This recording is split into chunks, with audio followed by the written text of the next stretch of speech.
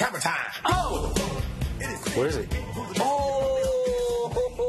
Did this just happen? I forgot. I don't even have it. It's not even anywhere near here. France can't find it. Don't have the prop. We'll do the reviews anyway. Imagine the hammer, if you will. It's here. You're the consummate professional. Pacific Rim Uprising. The leading man, John Boyega. Yeah, and this is a follow-up to the 2015 hit directed by Guillermo del Toro. And all you really need to know is it's giant monsters fighting human-powered robots. Get a look.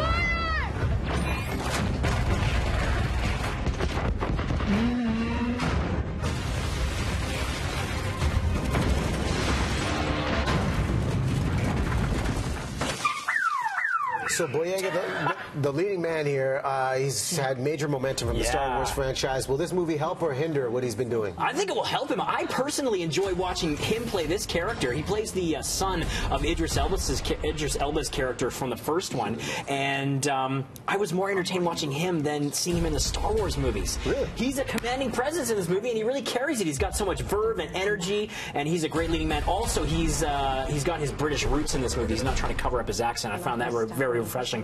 I've loved the guy since Attack the Block. You know what? It's big, dumb, silly fun.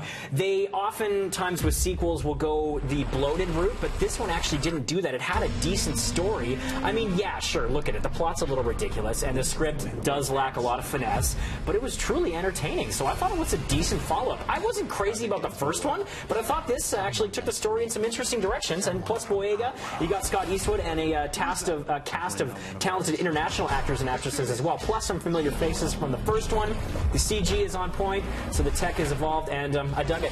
How many hammers? 3 out of 5. Okay. Yeah. That's a starting point. Now, this is really interesting how movie making is evolving. Unsane, shot exclusively on iPhone. This is fascinating. So Steven Soderbergh, the genius behind Traffic, Magic Mike, the Ocean's 11 series, the list goes on, shot this psychological thriller almost entirely on iPhones, 3 of them, and he used different filters and different lenses and things like that.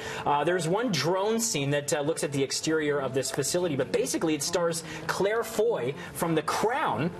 And she plays a woman who gets confined to a mental health facility against her will. Meanwhile, she's dealing with this stalker from her past. So the whole thing is wrestling with, is she really going crazy? Does she belong there? Is the guy really following her? Is this all in her head? And as you can see here, it's got that gritty realism that only an iPhone can bring you. So she is a force in this movie and nothing like who she plays in The Crown. So it was great to see her tackle this kind of role. And this is a tricky thing to navigate, and there are a few directors that can pull it off, but Soderbergh is amazing in his field for this. Do you think this will be judged for storylines and the movie itself, or the breakthrough in movie making with the technology? I don't know that it is such a breakthrough, because there's even an article in Variety right now that looks at 12 films that were shot on iPhone. I even go back to Tangerine from a few years ago. Oh, yeah. But I think because of the mastery that Soderbergh brings with the shot compositions and what he gets out of his actors, and Claire Foy's performance should be remembered for that.